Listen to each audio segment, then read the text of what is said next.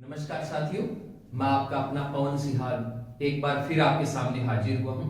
आज हम इतिहास विषय को लेकर आपके सामने हाजिर हुए हैं। तो चलिए बिना किसी देर किए हुए इतिहास को आज शुरू करते हैं।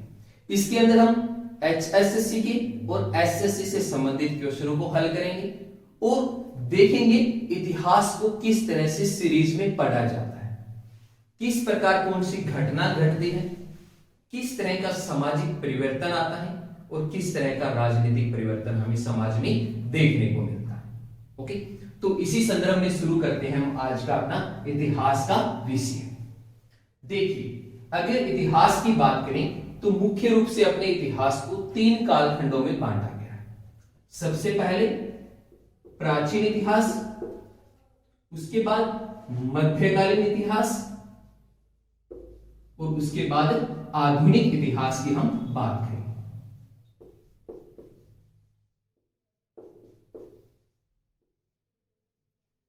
देखिए, भारतीय इतिहास को 3 कालखंडों में बांटा गया है। तो आज का हमारा विषय रहेगा प्राचीन इतिहास, कि भारत का प्राचीन इतिहास क्या था, कहां से इस इतिहास के बारे में हमें जानकारी मिलती है और किस तरह की संस्कृतियां यहां पे पनपी है। जब अपना प्राचीन इतिहास का टॉपिक पूरा होगा उसके बाद हम मध्यकालीन को देखेंगे और इसके अंदर हम खास करके जो दिल्ली काल रहा है, इस दिल्ली काल को पढ़ने की कोशिश करेंगे और उसके बाद अंत में हम आधुनिक इतिहास, जिसके अंदर ईस्ट इंडिया कंपनी का बहुत बड़ा पोर्शन देखने को मिलता है, और देखेंगे इन सारों ने हमारे ऊपर किस तरह का प्रभाव डाला।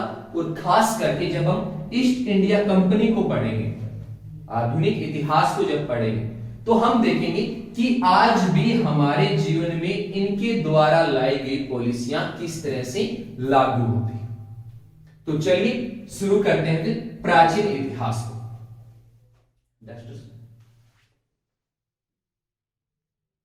तो चलिए शुरू करते हैं अपने प्राचीन इतिहास के विषय को, कि प्राचीन इतिहास में हमें क्या क्या देखने को मिलता है।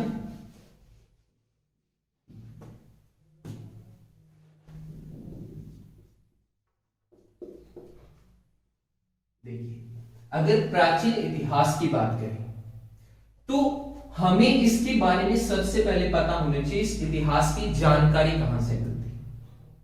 तो जब इतिहास को जानने की बारी आती है तो 2 तरह के साक्ष्य हमें देखने को मिलते हैं। एक तो वो साक्ष्य जो लिखित रूप में हमारे साथ है, क्योंकि अनेक पुस्तक हैं, जो पुस्तकें लिखी गई हैं, इनसे हमें इतिहास के बारे में जानकारी मिलती है।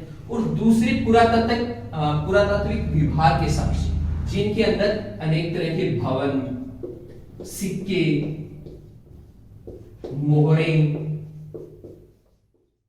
और अनेक तरह के बर्तन और दूसरी चीजें देखने को मिलेगी। तो इन 2 साक्ष्यों के आधार के ऊपर हम अपने प्राचीन इतिहास को जानने की कोशिश करते हैं। देखिए, अगर प्रारंभिक प्राचीन काल की बात करें तो हमें लिखित साक्ष्य बिल्कुल नहीं मिलते, यानी कि खास करके हम सिंधु घाटी सभ्यता की बात करेंगे तो इस संस्कृति के अंदर हमें लिखित साक्ष्य नहीं मिलते। हालांकि थोड़े बहुत लिखित साक्ष्य है हमारे पास, पर उनकी जो लिपि है वो भाव चित्रात्मक है, मतलब एक चित्र अंकित किया गया है जिसको देखकर ये अनुमान नहीं लगाया जाता कि वास्तव में ये क्या कहना चाहता है। ओके, हालांकि इसके बाद के अंदर हमें अनेक पुस्तकें देखने को मिलती हैं, जिनमें धार्मिक पुस्तकें भी होगी और अधार्मिक, यानी जो धर्म से नहीं जुड़ी हुई है, दोनों तरह की पुस्तकें हमें देखने को मिलेगी, जो हमें इतिहास को समझने में महत्वपूर्ण भूमिका निभाएगी। क्योंकि हो सकता है एक चीज शायद भवन को देख रहे हो या किसी दूसरी चीज को देख रहे हो सकता है उसको देखकर एक अनुमान लगाया जाता हो, पर अनेक बार आपने भी नोट किया होगा अलग अलग किताब में एक चीज को लेके अलग अलग विचारधारा दी जाती है। क्यों? क्योंकि कुछ इतिहासकार उन चीजों को देख के अलग अनुमान लगाते हैं और कुछ दूसरे इतिहासकार अलग अनुमान लगाते हैं। अगर पुस्तक लिखी होगी तो हमें उसके बारे में सही जानकारी मिलेगी कि वास्तव में वहां का जीवन किस प्रकार का रहा होगा या किस तरह के कार्य वो लोग करते रहे। तो चलिए इसी आधार पे हम शुरू करते हैं सिंधु घाटी सभ्यता, यानी कि भारत की प्रथम सभ्यता कह सकते हैं, जिसके बारे में हमारे पास साक्ष्य उपलब्ध है, या ये भी कह सकता हूं दुनिया की एक बहुत ही विस्तृत और वैज्ञानिक दृष्टिकोण वाली सभ्यता। तो चलिए शुरू करते हैं सिंधु घाटी सभ्यता।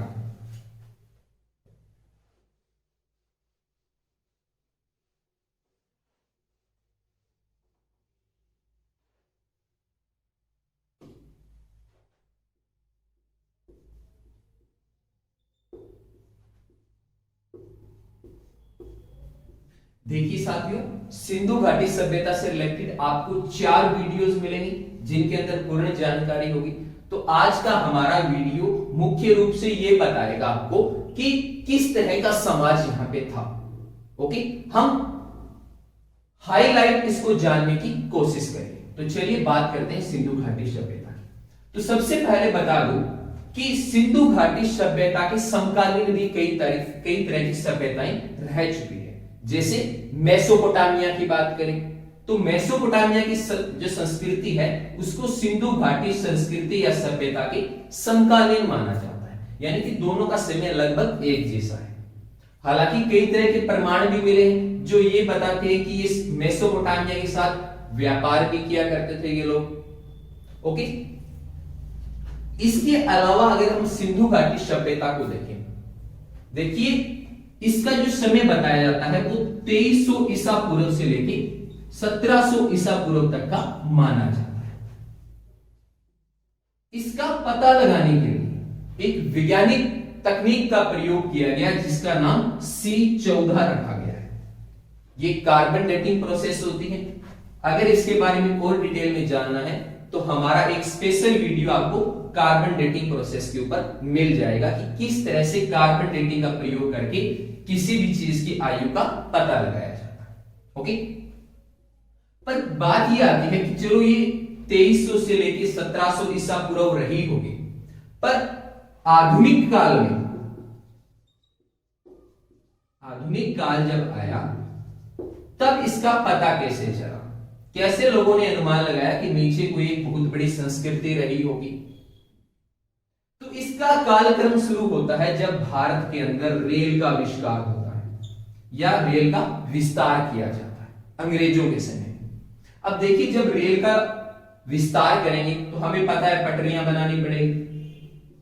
अब पटरियां बनाने के लिए जो उबड़ खाबड़ भूमि है उसको समतल करना पड़ेगा।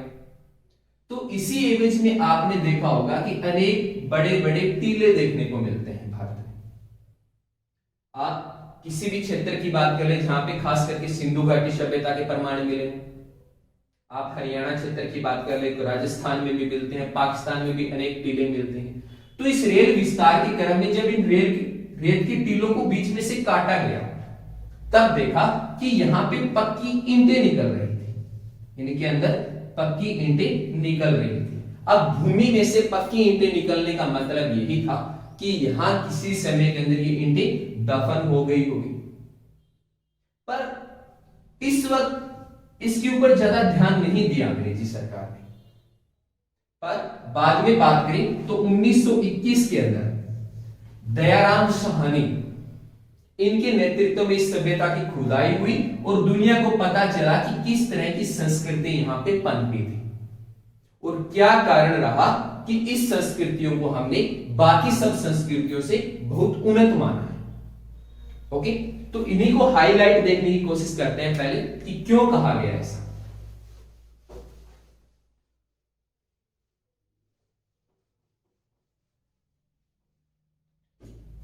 कारण क्या था?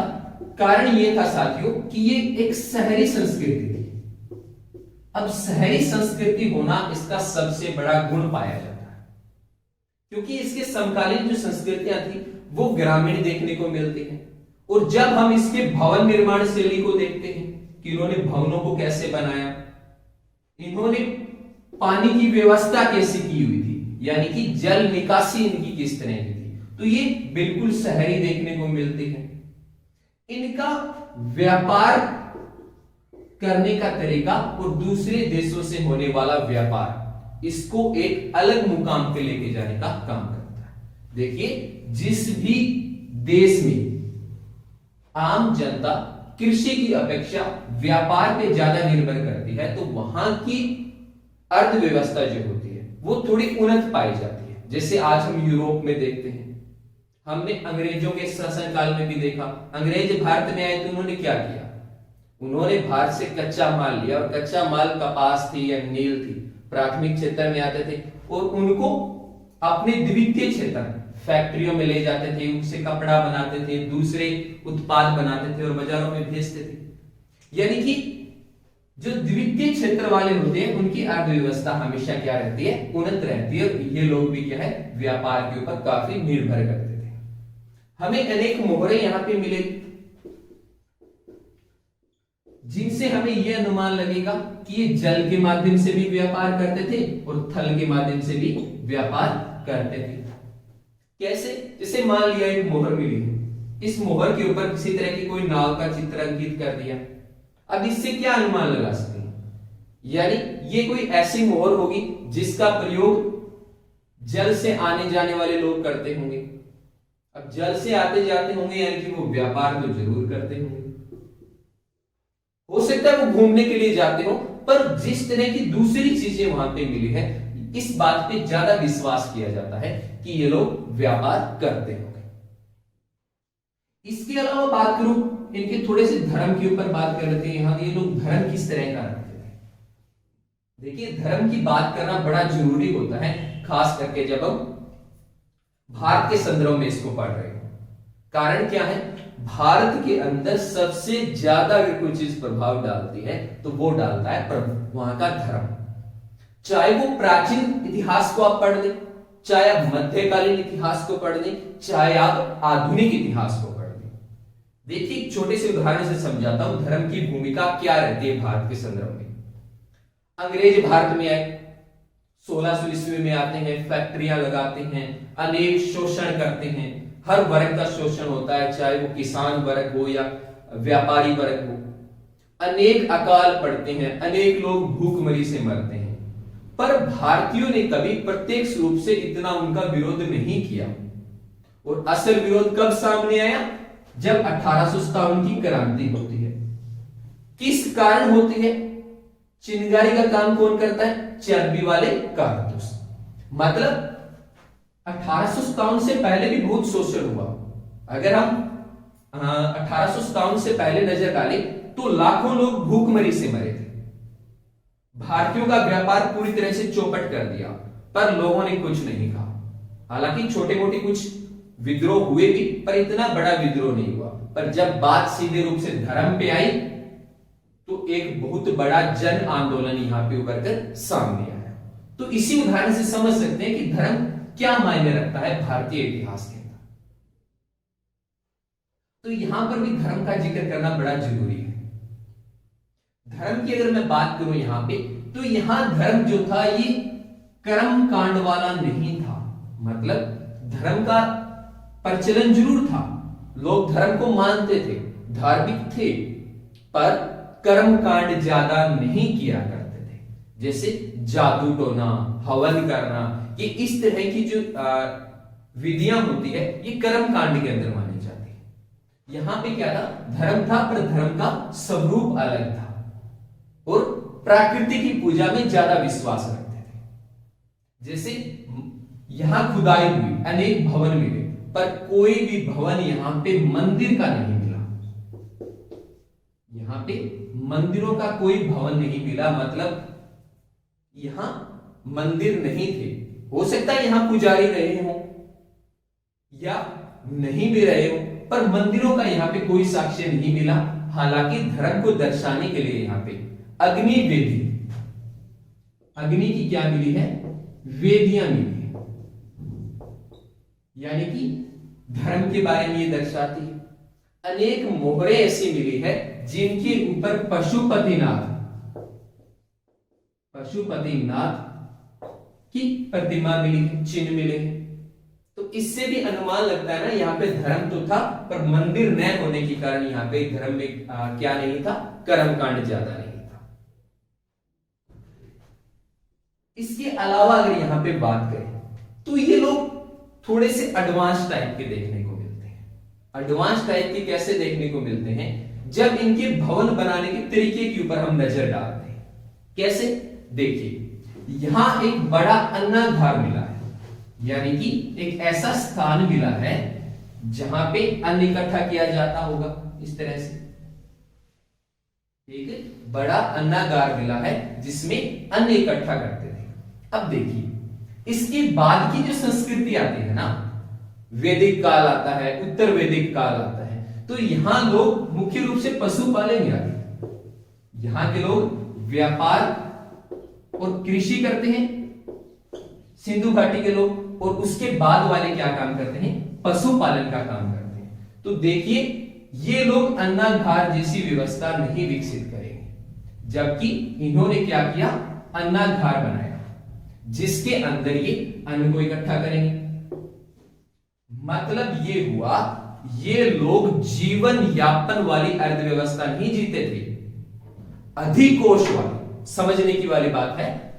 जीवन यापन वाली अगर कोई अर्थव्यवस्था चल रही होती है, मतलब उनके पास सिर्फ उतना पैसा, उतना अनाज होता है जितने से उनका जीवन चलता रहे। जैसे सुबह खाना खा लिया, तो उन्हें शाम को ये चिंता रहेगी कि शाम को क्या खाएंगे। तो ऐसे में लोग क्या है, न तो अपनी शक्ति का विस्तार करेंगे और न ही राज्य का विस्तार करेंगे, न ही किसी वैज्ञानिक दृष्टिकोण की तरफ ज्यादा जाएंगे, और न ही युद्ध होंगे। क्यों, खाली पेट युद्ध नहीं लड़ा जा सकता, और युद्ध लड़ेगा कौन, सभी को तो शाम की खाने की चिंता पड़ी हुई है। यहां के लोगों ने क्या किया, अधिकोष यानी कि जीने से थोड़ा अधिक अन्न अपने पास रखते थे, जिसमें क्या होता था कि जैसे एक साल का इन्होंने भोजन इकट्ठा करके रख लिया, अब एक साल में कोई चिंता नहीं होती, जैसे आज हम करते हैं। आज हर राज्य की सरकार और हर देश की सरकार क्या काम करती है, अपने पास भोजन को इकट्ठा रखती है, यानी कि देश में अगर अकाल जैसी कोई स्थिति पैदा हो जाए तो उस वक्त जनता को भूख न मरने दिया जाए। तो यहां पर लोग क्या काम करते थे, जैसे आज बड़े बड़े गोडाउन बने हुए हैं जिनमें अनाज इकट्ठा किया गया है, सेम इसी रूप से इन्होंने क्या करते थे, अनाज को इकट्ठा किया करते थे। तो इससे समझ सकते हैं ये लोग कितने उच्च विचारधारा को रखते होंगे। अगली इस समाज को समझने में महत्वपूर्ण भूमिका जो निभाता है वो है यहाँ की महिलाओं की स्थिति। देखिए जिस समाज में महिलाओं की जितनी अच्छी स्थिति देखने को मिलेगी, वो समाज भी हमें उतना ही उन्नत और वैज्ञानिक दृष्टिकोण वाला देखने को मिलेगा। जैसे अगर सिंधु घाटी की बात करें, सिंधु घाटी की बात करें या हड़प्पा की बात करूं मैं, तो यहां के लोगों के अंदर क्या था, यहां 2 प्रतिमाएं मिली है। अब जाकर तो कोई पूछ के नहीं है, हाँ बताइए आपकी महिलाओं की स्थिति कैसे थी, पर यहां पे था क्या, 2 प्रतिमाएं मिली है, 2 स्टेच्यू मिले हैं, वो ये दोनों की दोनों लड़कियों की है, ये दोनों लड़कियां हैं। एक तो है कांसे की, एक किसकी बनी हुई है, कांसे की बनी हुई है, जिसमें एक लड़की नृत्य कर रही है, नाच रही है। दूसरी क्या है, एक और प्रतिमा मिली है महिला की, जिसके नाभि से क्या है, पौधा उग रहा है, जिसको इन्होंने भूगर्भ देवी का नाम दिया है, यानी कि भूमि के गर्भ से कुछ पैदा करने वाले, जिसे आज हम भूमि माता भी बोल सकते हैं। देखिए 2 प्रतिमाएं मिली है, दोनों की दोनों महिलाओं की मिली है, पुरुषों से संबंधित कोई भी यहां पे प्रतिमा या स्टैचू नहीं मिला है। तो ऐसा तभी हो सकता है जहां पे महिलाओं को उच्च दर्जा हासिल हो या उच्च पद जिनको दिया जाता हो, ठीक है ना। तो इतिहासकार ये भी मानते हैं कि इस संस्कृति के अंदर महिलाओं को उच्च दर्जा हासिल था, जैसे कि एक बार नृत्य के केस में इसको दर्शाया गया, और दूसरी बार भूमि या उर्वरकता की देवी के रूप में इसको दर्शाया गया। जैसे आज भारत माता है, यानी कि हम नारी को सम्मान देते हुए, या नदियां जो है जिनको भी हम नारी की उपाधि देते हैं, तो ऐसा क्या है कि इस समाज को उन्नत बनाता है, वो क्या है यहाँ पे महिलाओं की स्थिति। क्योंकि बीच में आने वाला समय जब हम वैदिक और उत्तर वैदिक काल की तरफ जाते हैं, तो इस वैदिक और उत्तर वैदिक काल के अंदर जैसे जैसे हम आगे बढ़ते हैं, हम देखते हैं हमारे समाज में अनेक तरह की बुराइयां आनी शुरू होती है, चाहे वो पर्दा प्रथा रही हो, चाहे वो सती प्रथा रही हो। जबकि यहां ऐसा नहीं था, यहां पे महिलाओं की स्थिति क्या देखने को मिलती है, काफी अच्छी देखने को मिलती है। यही कारण है कि कहीं ना कहीं हमारे जो सामाजिक स्तर के अंदर गिरावट आती है। क्योंकि सिंधु घाटी सभ्यता को अगर मैं यहां पे रखूं तो यहाँ पे लोगों का जीवन बहुत अच्छा है, शहरी संस्कृति जी रहे हैं। पर जैसे जैसे आगे जाते हैं वैदिक उत्तर वैदिक काल की तरफ, लोगों के जीवन में बदलाव आने लगते हैं, जीवन गिरने लगता है, और बाद में हम क्या है वैज्ञानिक दृष्टिकोण अपनाते हैं और अपने जीवन के अंदर सुधार लेके आते हैं, जैसा कि आज जीवन हम जी पा रहे हैं। तो यहाँ पे महिलाओं के बारे में भी हमने जिक्र कर लिया कि यहाँ पे महिलाएं किस तरह की रही होगी, किस तरह का उनका जीवन रहा होगा। थोड़ा सा जिक्र करते हैं हम इनकी राजनीतिक जीवन में कि इनका राजनीतिक जीवन किस तरह का रहा होगा।